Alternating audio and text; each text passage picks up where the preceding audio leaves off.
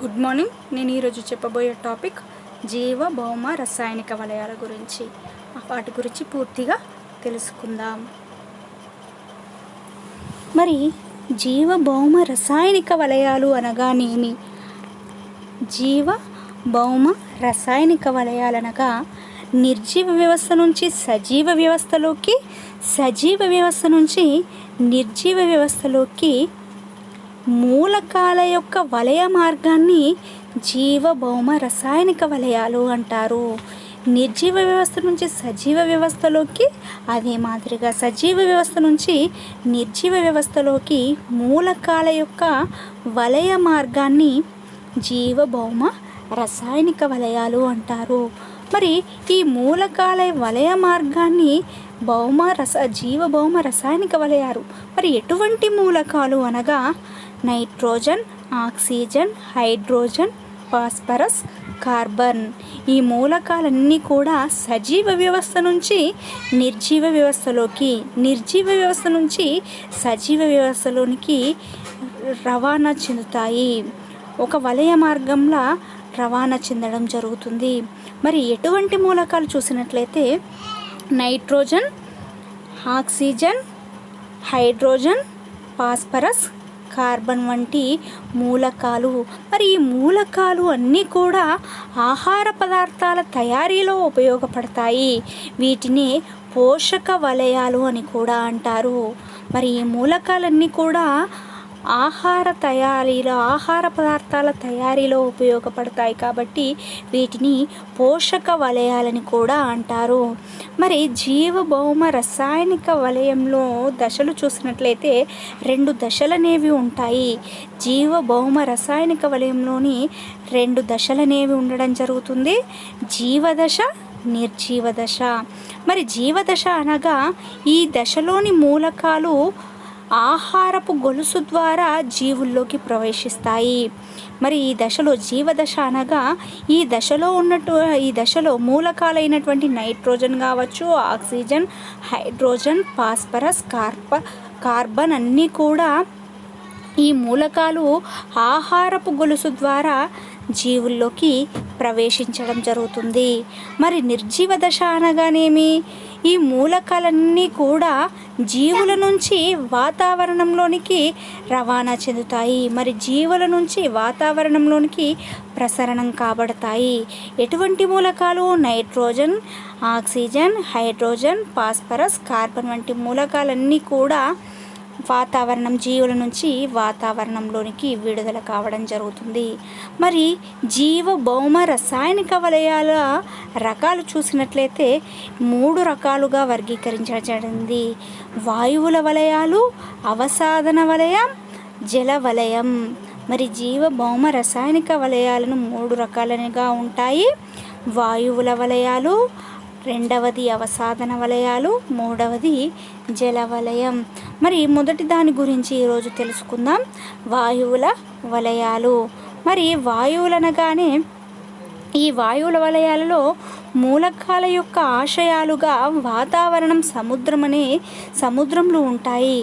ఈ వాయువుల వలయాలలో మూలకాల యొక్క ఆశయాలుగా వాతావరణం, సముద్రం ఉంటుంది. ఎగ్జాంపుల్ చూసినట్లయితే వాయువుల వలయానికి కిందికి కర్బన వలయం, నైట్రోజన్ వలయం వస్తుంది. మరి మొదటగా నైట్రోజన్ వలయం గురించి తెలుసుకుందాం. మరి నైట్రోజన్ వలయం అనగానేమి అనగా సజీవ వ్యవస్థ నుంచి నిర్జీవ వ్యవస్థలోనికి, నిర్జీవ వ్యవస్థ నుంచి సజీవ వ్యవస్థలోనికి నైట్రోజన్ యొక్క రవాణా మార్గాన్ని నైట్రోజన్ వలయం అంటారు. సజీవ వ్యవస్థ నుంచి నిర్జీవ వ్యవస్థలోనికి నైట్రోజన్ యొక్క వలయ మార్గాన్ని లేదా నైట్రోజన్ యొక్క రవాణాన్ని నైట్రోజన్ వలయం అంటారు. ఇది వాయువుల వలయ కిందికి వస్తుంది. మరి వాతావరణంలో నైట్రోజన్ సుమారు ఎంత ఉంటుందంటే 78.8% ఉంటుంది. వాతావరణంలో నత్రజని 78.8% అనేది ఉంటుంది. మరి నైట్రోజన్ వాయువుల వలయానికి ఉదాహరణగా చెప్పవచ్చు. మరి నైట్రోజన్ ఏ విధంగా వాతావరణంలోనికి ప్రవేశిస్తుంది. అంటే 2 రకాలుగా సజీవ వ్యవస్థలోనికి నైట్రోజన్ ప్రసరణ చెందుతుంది, నిర్జీవ వ్యవస్థలోనికి నైట్రోజన్ ప్రసరణ కాబడుతుంది. మరి ఈ నైట్రోజన్ అనేది 2 రకాలుగా సజీవ వ్యవస్థలోనికి, నిర్జీవ వ్యవస్థలోనికి రవాణా చెందడం జరుగుతుంది. మరి మొదటిది చూసినట్లయితే సజీవ వ్యవస్థలోనికి నైట్రోజన్ ప్రసరణ. మరి ఈ మొక్కలు దీన్ని ముఖ్యంగా ఉపయోగించుకునేటువంటి ఖనిజ పోషకం. మరి మొక్కలు నైట్రోజన్ను ఉపయోగించుకుంటాయి. మరి నేరుగా నైట్రోజన్ ఉపయోగించుకోలేవు ఈ మొక్కలు. మరి ఈ మొక్కలు నైట్రోజన్ ఏ రూపంలో ఉపయోగించుకుంటాయంటే మొక్కలు నైట్రోజన్ను అమోనియాగాను, నైట్రేట్ల రూపంలో గ్రహించుకోవడం జరుగుతుంది. మరి ఈ వాతావరణంలో ఉన్నటువంటి నైట్రోజన్ నైట్రేట్ అమోనియాగా మారుతని మొక్కలు వీటిని ఉపయోగించుకోవడం జరుగుతుంది. మరి ఏ విధంగా ఉపయోగించుకోవడం జరుగుతుందో 2 పద్ధతులు అనేవి ఉన్నాయి. మరి సజీవ వ్యవస్థలోనికి నైట్రోజన్ ప్రసరణ చూసినట్లయితే మొక్కలు నైట్రోజన్ను నేరుగా ఉపయోగించుకోలేవు. మరి నైట్రోజన్ అమోనియా,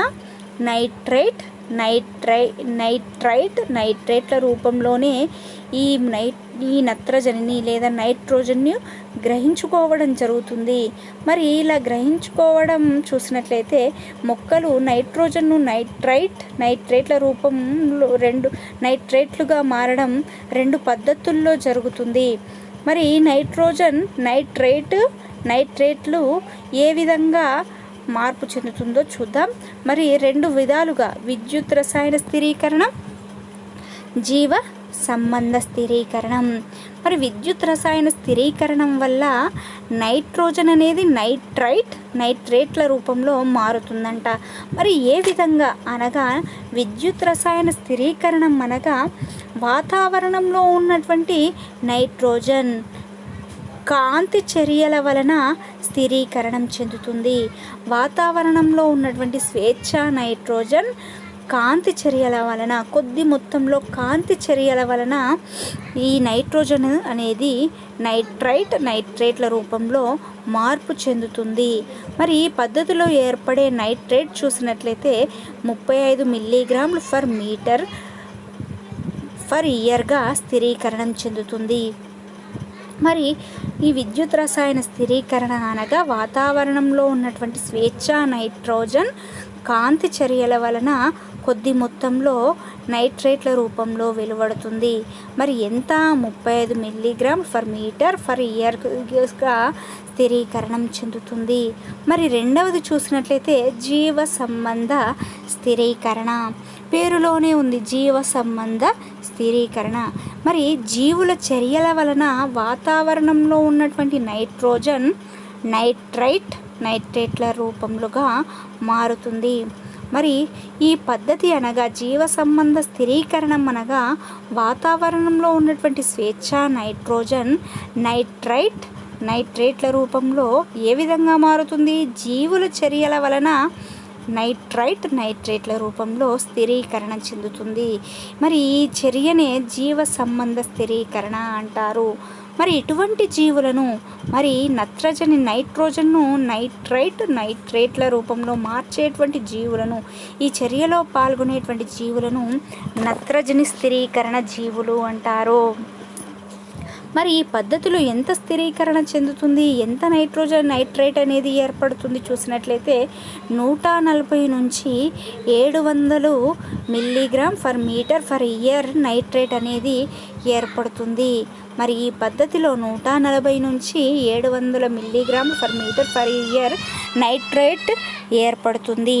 మరి ఈ ఎగ్జాంపుల్ చూసినట్లయితే బ్యాక్టీరియా, నీలి ఆకుపచ్చ శైవలాలు, శిలీంధ్రాలు, నైట్రోసోమోనాస్, నైటోబాక్టర్, అనాబినా, నాస్టాక్ వంటి అన్నీ కూడా నైట్రోజన్ను నైట్రేట్గా మార్చడంలో ముఖ్య పాత్ర వహిస్తాయి.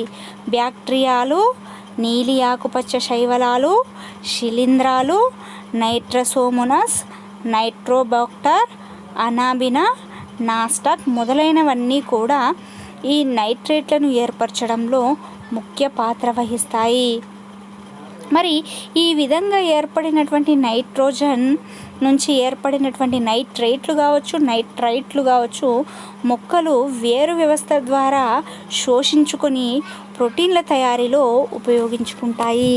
ఈ విధంగా స్థిరీకరణం చెందినటువంటి నైట్రోజన్ను మొక్కలు వేరు వ్యవస్థ ద్వారా గ్రహించుకోవడం జరుగుతుంది. గ్రహించుకొని ఏం చేస్తాయి? ప్రోటీన్ల తయారీలో ఉపయోగించుకోవడం జరుగుతుంది.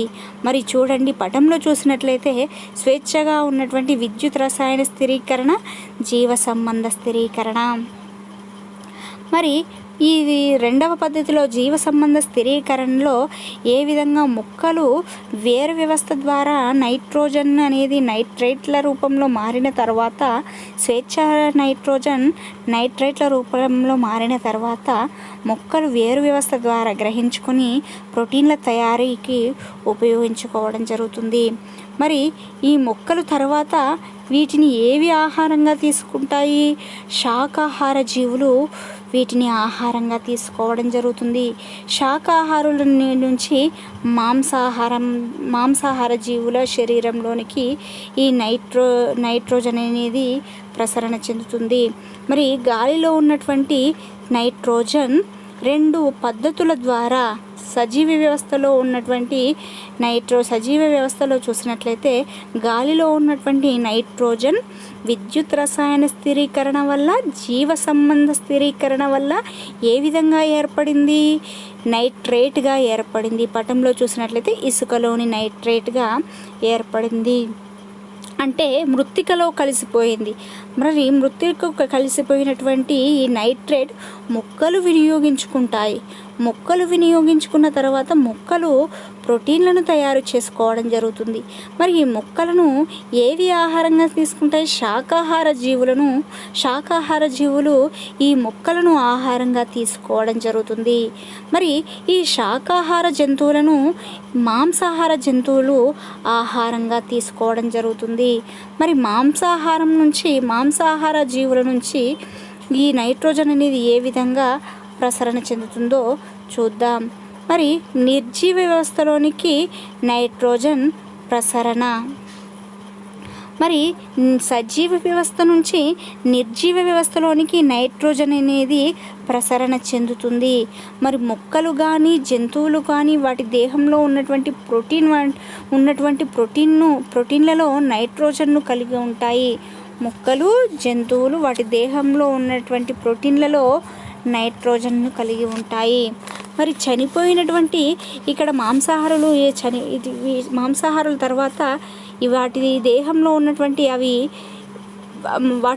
ఏవైనా జీవులు చనిపోయిన తర్వాత వాటి దేహంలో ఉన్నటువంటి ప్రోటీన్లను విచ్ఛిన్నకారుల సహాయంతో అమైనో ఆమ్లాలుగాను మరియు అమోనియాగాను విచ్ఛిన్నం చేయబడతాయి. మరి ఈ విధంగా విచ్ఛిన్నం వలన చనిపోయినటువంటి దేహంలో ప్రోటీన్లు అమోనియాగా మారడాన్ని అమోనిఫికేషన్ అంటారు. మరి ఏ విధంగా మారుతుంది? ఈ విచ్ఛిన్నకారుల సహాయంతో. మరి ఈ మాంసాహారులు చనిపోయిన తర్వాత వాటి దేహంలో ఉన్నటువంటి ప్రోటీన్లలో ఈ నైట్రోజన్ అనేది ఉంటుంది. మరి ఈ విచ్ఛిన్నకారుల సహాయంతో మళ్ళీ తిరిగి అమోనియా, నైట్రేట్ ఏర్పడుతుంది. ఏ విధంగా? విచ్ఛిన్నకారులు చూసినట్లయితే ఎటువంటి విచ్ఛిన్నకారులు? పటంలో చూసినట్లయితే అమోనోఫైయింగ్ బ్యాక్టీరియా అమోనియాగా ఏర్పడుతుంది. మరి తరువాత నైట్రేట్ బ్యాక్టీరియా నైట్రేట్గా ఏర్పడుతుంది. మరి నైట్రేట్ బ్యాక్టీరియా నైట్రేట్గా ఏర్పడుతుంది. ఈ విధంగా చనిపోయిన జీవుల దేహంలో గల ప్రోటీన్ల రూపంలో అమోనియాగా మారడాన్ని అమోనిఫికేషన్ అంటారు. మరి ఈ విధంగా ఏర్పడిన అమోనియా నైట్రేట్ స్వేచ్ఛా నైట్రోజన్గా మారవచ్చు. మరి ఇలా చూసినట్లయితే చనిపోయిన దేహంలో గల ప్రోటీన్లు అమోనిఫికేషన్ ప్రక్రియ ద్వారా అమోనియాగా మారుతుంది. మరి అమోనియాగా మారడం జరుగుతుంది. మరి ఈ విధంగా మారిన తర్వాత విసర్జన చూసినట్లయితే జంతువులు అమోనియా, యూరియా, యూరిక్ ఆమ్లం, నత్రజని సంబంధిత వ్యర్థ పదార్థాలను విసర్జించడం జరుగుతుంది. ఈ పదార్థాలు విచ్ఛిన్నం చెందిన తర్వాత వీటి నుంచి స్వేచ్ఛ నైట్రోజన్ అనేది ఏర్పడుతుంది. మరి ఇక్కడ శాకాహారుల నుంచి కావచ్చు, మాంసాహార జీవుల నుంచి కావచ్చు, పటంలో చూసినట్లయితే వాటి జీవుల శరీరం నుంచి విసర్జక పదార్థాల నుంచి కూడా ఈ నైట్రోజన్, నత్రజని సంబంధిత వ్యర్థ పదార్థాలు తిరిగి వాతావరణంలోకి విడుదలవుతాయి. జీవుల శరీరం నుంచి తిరిగి వాతావరణంలోనికి ఈ నత్రజని సంబంధిత వ్యర్థ పదార్థాలు వాతావరణంలోనికి విడుదలవుతాయి. తర్వాత వినత్రీకరణ చూసినట్లయితే ఇసుకలో ఉన్నటువంటి నైట్రోజన్, మరి నైట్రైట్, అమోనియా కావచ్చు స్వేచ్ఛ నైట్రోజన్గా మారడాన్ని మొదటగా ఏ విధంగా నైట్రోజన్గా మారేటువంటి ప్రక్రియను వినత్రీకరణం అంటారు. మరి ఈ నైట్రేట్ తిరిగి స్వేచ్ఛ నైట్రోజన్గా ఏర్పడడాన్ని వినిత్రీకరణం అంటారు. మరి వినిత్రీకరణంలో పాల్గొనేటువంటి బ్యాక్టీరియాను సూడోమోనాస్ బ్యాక్టీరియా అంటారు. ఈ సూడోమోనాస్ బ్యాక్టీరియా ఏం చేస్తుంది, మరి ఈ విధంగా ఏర్పడినటువంటి ఇసుకలో ఉన్నటువంటి నైట్రేట్ తిరిగి నైట్రోజన్ను ఏర్పరుస్తుంది. ఈ ప్రక్రియను వినత్రీకరణం అంటారు. మరి నైట్రేట్ల నుంచి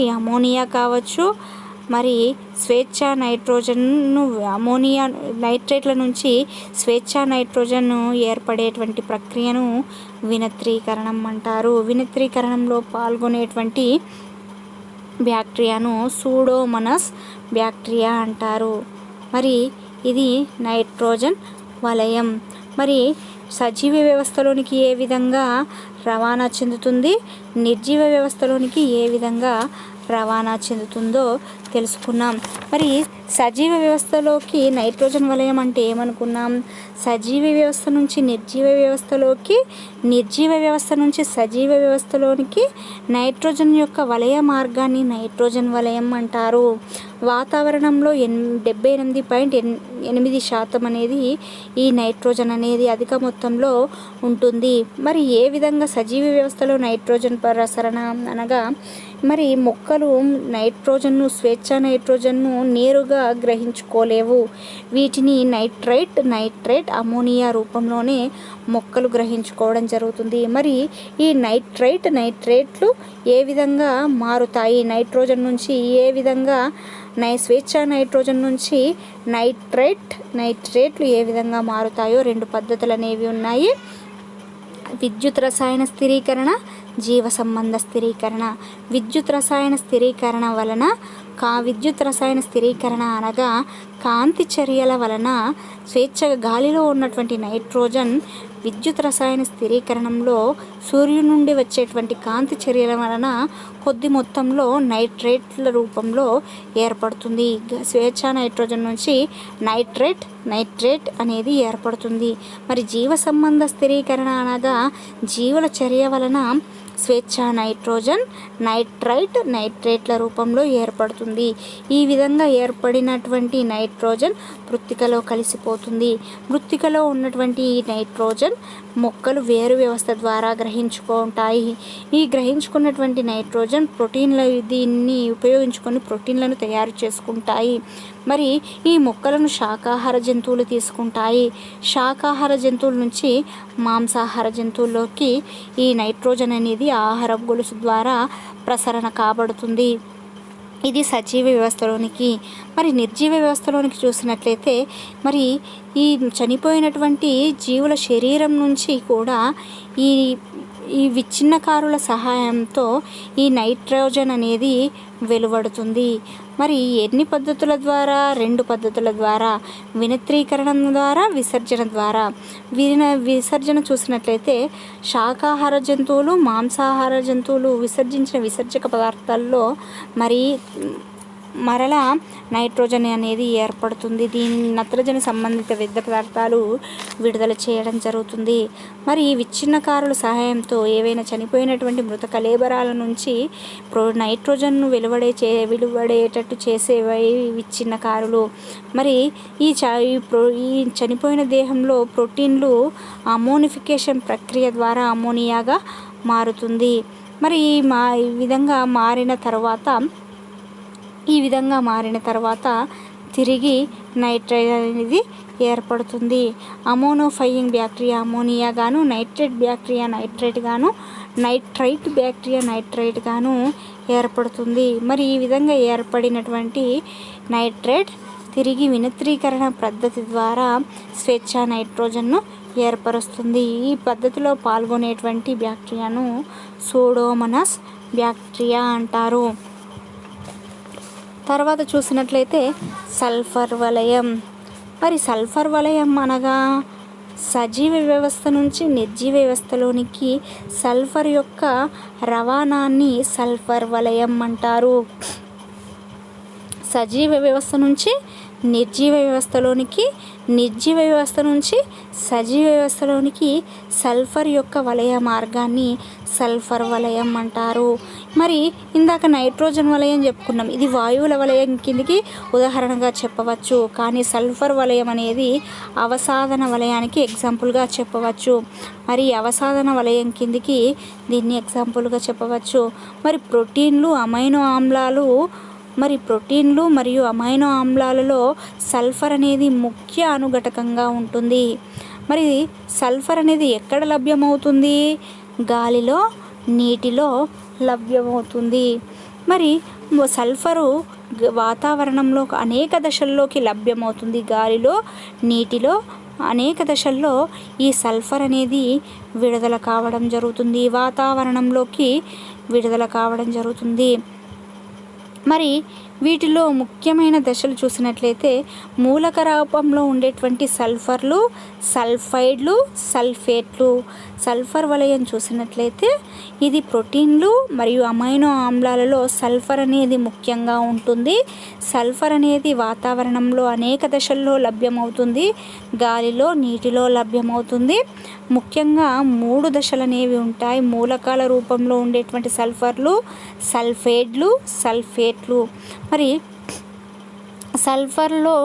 సల్ఫర్ వలయంలో అవసాదన దశ, వాయు దశలు ఉంటాయి. మరి సల్ఫర్ వలయంలో అవసాదన దశ, వాయు దశలు 2 ఉంటాయి.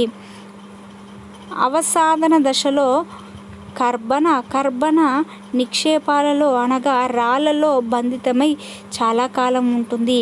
అవసాదన వలయాలలో చూసినట్లయితే ఈ సల్ఫర్ పెద్ద పెద్ద రాళ్లలో కర్బన నిక్షేపాలలో లేదా రాళ్లలో నిక్షిప్తమై ఈ సల్ఫర్ అనేది చాలా కాలం ఉండిపోతుంది. మరి ఇది అది ఉండేటువంటి ప్రదేశాల్లో వర్షం పడినప్పుడు, నీరు ప్రవహించినప్పుడు ఆ నీటిలో కరగడం జరుగుతుంది. విచ్ఛిన్న ప్రక్రియలో కూడా నిక్షేపాల నుంచి సల్ఫర్ అనేది విడుదల కావడం జరుగుతుంది. ఇలాంటి విడుదలైనటువంటి సల్ఫర్ భౌమ జలావరణ వ్యవస్థలోకి ప్రవహించడం జరుగుతుంది. ఇది ద్రవ రూపంలో చేరుతుంది. మరి ఈ విధంగా చేరినటువంటి సల్ఫర్ మొక్కలు వేరు వ్యవస్థ ద్వారా ఈ సల్ఫేట్ని గ్రహించడం జరుగుతుంది. మరి ఇలా గ్రహించుకొని ప్రోటీన్లను తయారు చేసుకుంటాయి. ఆహారపు గొలుసు ద్వారా సల్ఫర్ వృక్షదాసుల నుంచి వినియోగదారుల్లోకి అనగా జంతువుల శరీరంలోనికి ప్రవేశించడం జరుగుతుంది.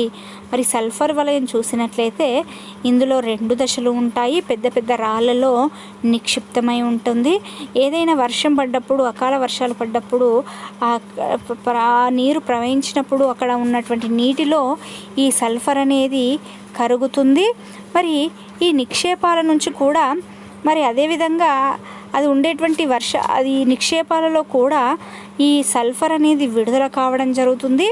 మరి ఈ సల్ఫర్ జలావరణ వ్యవస్థలో నీటి ద్వారా ఇది రవాణా చెందడం జరుగుతుంది. ఇలా విడుదలైనటువంటి సల్ఫర్ మొక్కలు వేరు వ్యవస్థ ద్వారా గ్రహించడం జరుగుతుంది. సల్ఫేట్ల రూపంలో గ్రహించి సిస్టిన్ లాంటి అమైనో ఆమ్లాలను మరియు ప్రోటీన్లను తయారు చేసుకోవడం జరుగుతుంది. ఇది అవసాదన దశ. అయితే వాయు దశలో సల్ఫర్ తక్కువ మొత్తంలో ఉంటుంది. మరి సల్ఫర్ వాతావరణంలోకి అనేక విధాలుగా చేరుతుంది.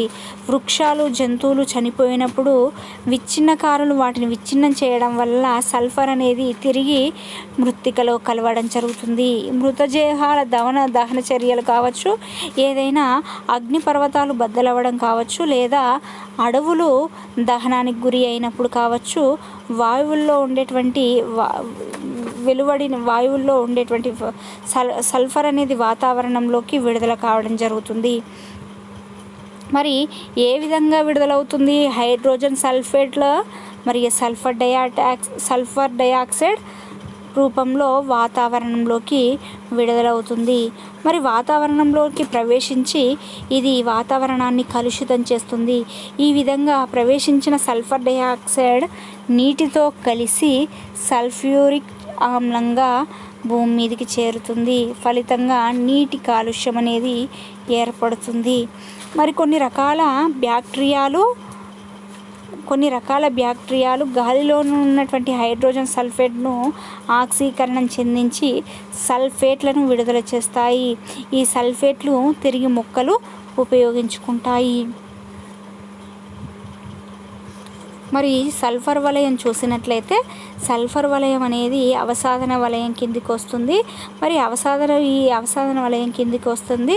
ఇది ప్రోటీన్లు, అమైనో ఆమ్లాల సల్ఫర్ అనేది ముఖ్యంగా ఉంటుంది. ఇది నీటిలో లభ్యమవుతుంది, అదేవిధంగా గాలిలో లభ్యమవుతుంది, వాతావరణంలోకి అనేక దశలుగా చేరుతుంది. మరి సల్ఫేట్ మూలకాల రూపంలో ఏ విధంగా ఉంటాయి అనగా సల్ఫేట్. మరి సల్ఫర్ వలయంలో అవసాదన దూషణ వాయు దశలు 2 ఉంటాయి. అవసాదన దశలో కర్బన నిక్షేపాలలో లేదా రాళ్ళలో చాలా కాలం ఉండిపోతుంది. మరి ఈ విచ్ఛిన్న ప్రక్రియలో ఈ రాళ్ళ నుంచి సల్ఫర్ అనేది విడుదలవుతుంది. మరి సల్ఫర్ ఉన్నటువంటి ప్రదేశంలో నీటి ప్రదేశంలో వర్షం పడ్డప్పుడు నీరు ద్వారా కూడా ఇది కరుగుతుంది. ఈ విధంగా సల్ఫర్ భౌమ రసాయనిక జీవావరణ వ్యవస్థలో కూడా చేరడం జరుగుతుంది. ఈ విధంగా చేరినటువంటి సల్ఫర్ మొక్కలు వేరు వ్యవస్థ ద్వారా గ్రహించుకొని సిస్టీన్ అమైనో ఆమ్లాలను గ్రహించుకోవడం జరుగుతుంది. సిస్టీన్ అమైనో ఆమ్లాలను ప్రోటీన్లను తయారు చేసుకోవడం జరుగుతుంది. మరి ఈ వాయు దశలో సల్ఫర్ చూసినట్లయితే తక్కువ మొత్తంలో ఉంటుంది. మరి వాతావరణంలోకి ఏ విధంగా చేరుతుందంటే వృక్షాలు, జంతువులు చనిపోయినప్పుడు మరి ఆ చనిపోయిన దేహం నుంచి విచ్ఛిన్నకారులు విచ్ఛిన్నం చేసి వాటి దేహం నుంచి ఈ సల్ఫర్ను ఏర్పరుస్తాయి. ఈ సల్ఫర్ తిరిగి మట్టిలో మృత్తికలో కలుస్తుంది. మరి ఏది మృతదేహాల దహన చర్యల వల్ల కావచ్చు, అగ్నిపర్వతాలు బద్దలవ్వడం కావచ్చు, అడవులు దహనం కావడం వల్ల కావచ్చు, ఈ సల్ఫర్ అనేది వాతావరణంలోనికి విడుదలవుతుంది. విడుదలైనటువంటి సల్ఫర్ హైడ్రోజన్ సల్ఫేట్ మరియు సల్ఫర్ డయాక్సైడ్ రూపంలో వాతావరణంలోకి ప్రవేశించి వాతావరణాన్ని కలుషితం చేస్తుంది.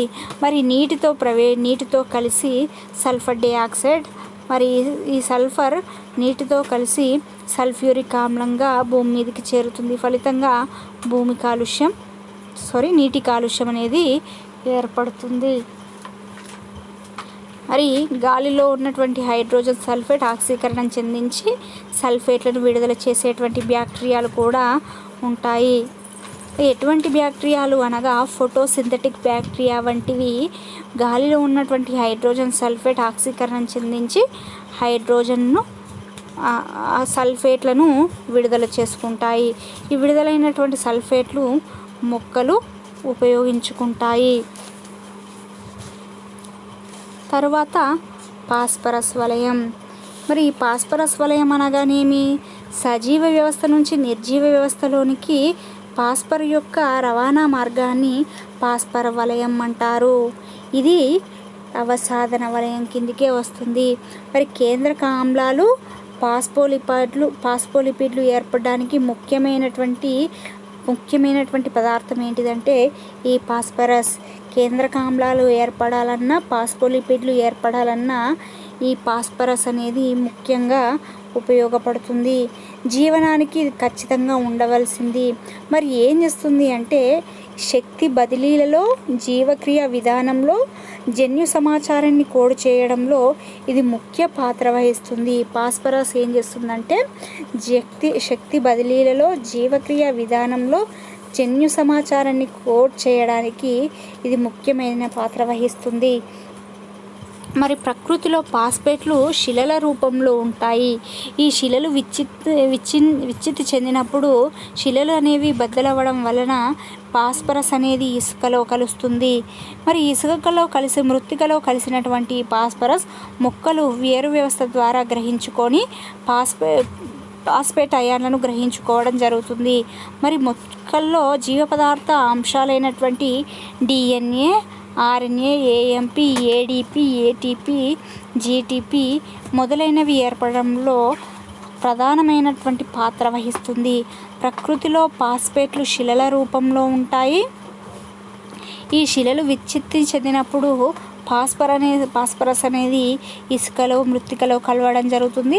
మృత్తికలో కలిసినటువంటి ఫాస్ఫర్ అయాన్ను మొక్కలు వేరు వ్యవస్థ ద్వారా గ్రహించి వాటి జీవ పదార్థ అంశాలైనటువంటి DNA, RNA, AMP, ADP, ATP, GTP, GDP, NADP మొదలైనవి ఏర్పడంలో ప్రధాన పాత్ర వహిస్తుంది. మరి ఆహారపు గొలుసు ద్వారా కూడా మొక్కల నుంచి శాకాహారులకు, శాకాహారుల నుంచి మాంసాహారుల శరీరంలోనికి ప్రసరణ కాబడుతుంది. ఎక్కువైనటువంటి ఫాస్ఫేట్ను జంతువులు విసర్జ్య పదార్థాల ద్వారా విసర్జించడం జరుగుతుంది. మరి జీవిదేహంలో ఎక్కువైనటువంటి ఫాస్ఫేట్ను వాటి యొక్క విసర్జక పదార్థాల ద్వారా బయటకు విసర్జించడం జరుగుతుంది. అదేవిధంగా పక్షి విసర్జించేటువంటి గ్వానాలో అధిక మొత్తంలో ఈ ఫాస్ఫేట్ అనేది ఉంటుంది. మరి అడవులు మండినప్పుడు వృక్షాల నుంచి కూడా ఈ ఫాస్ఫరస్ అనేది ఇసుకలో కలుస్తుంది. ఫాస్ఫరస్ కొంత భాగమైనటువంటి జీవ పదార్థాల నిర్మాణమైనటువంటి దంతాలు, ఎముకలు ఏర్పడడానికి ఉపయోగపడుతుంది. మరి ఫాస్ఫరస్ వలయం చూసినట్లయితే సజీవ వ్యవస్థ నుంచి నిర్జీవ వ్యవస్థలోనికి ఫాస్ఫరస్ యొక్క రవాణా మార్గాన్ని ఫాస్ఫరస్ వలయాలు అంటారు. మరి కేంద్రక ఆమ్లాలు, ఫాస్ఫోలిపిడ్లు ఏర్పడడానికి ఫాస్ఫరస్ ముఖ్య పదార్థం. మరి ఇది శక్తి బదిలీలలో, జీవక్రియ విధానంలో, జన్యు సమాచారాన్ని కోడ్ చేయడంలో గణనీయమైనటువంటి పాత్ర వహిస్తుంది. ప్రకృతిలో లభించేటువంటి ఫాస్ఫేట్లు శిలల రూపంలో ఉంటాయి. ఈ శిలలు విచ్ఛిత్తి చెందినప్పుడు శిలల్లో ఉన్నటువంటి ఫాస్ఫేట్ ఇసుకలో, మృత్తికలో కలుస్తుంది. మృత్తికలో ఉన్నటువంటి ఫాస్ఫేట్ అయాన్లను మొక్కలు వేరు వ్యవస్థ ద్వారా గ్రహించుకోవడం జరుగుతుంది.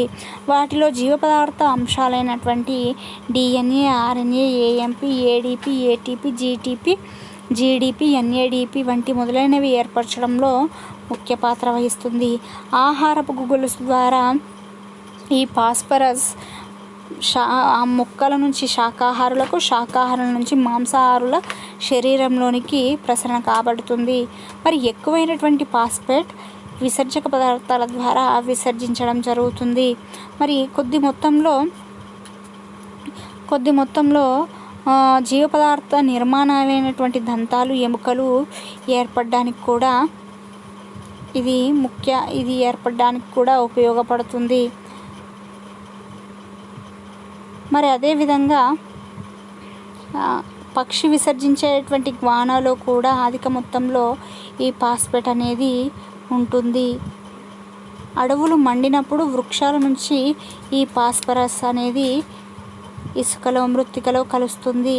ఇది ఫాస్ఫరస్ వలయం. నైట్రోజన్ వలయం, సల్ఫర్ వలయం, ఫాస్ఫరస్ వలయం ఇవి అన్నీ కూడా జీవభౌమ రసాయనిక వలయాలు. ఈ జీవభౌమ రసాయనిక వలయాలు అనగానేమి? సజీవ వ్యవస్థ నుంచి నిర్జీవ వ్యవస్థలోకి, నిర్జీవ వ్యవస్థ నుంచి సజీవ వ్యవస్థలోనికి ఈ మూలకాలు అనేవి వలయ మార్గంలో రవాణా చెందుతాయి. ఇటువంటి దానిని జీవ భౌమ రసాయనిక వలయాలు అంటారు. వీటిని ఆహార పదార్థాల తయారీలో ఉపయోగపడతాయి కాబట్టి వీటిని పోషక వలయాలని కూడా అంటారు. మరి వలయంలోని 2 దశలు అనేవి ఉంటాయి, జీవదశ, నిర్జీవ దశ. మరి వాయువుల వలయాల రకాలు చూసినట్లయితే వాయువుల వలయాలు, అవసాధన వలయాలు, జల వలయాలు. మరి వాయువుల వలయం కిందికి కర్బన వలయం, నైట్రోజన్ వలయం అనేది వస్తుంది. వీటికి ఆశయాలుగా వాతావరణం, సముద్రం అనేది ఉంటుంది. ఇది జీవ భౌమ రసాయనిక వలయాలు.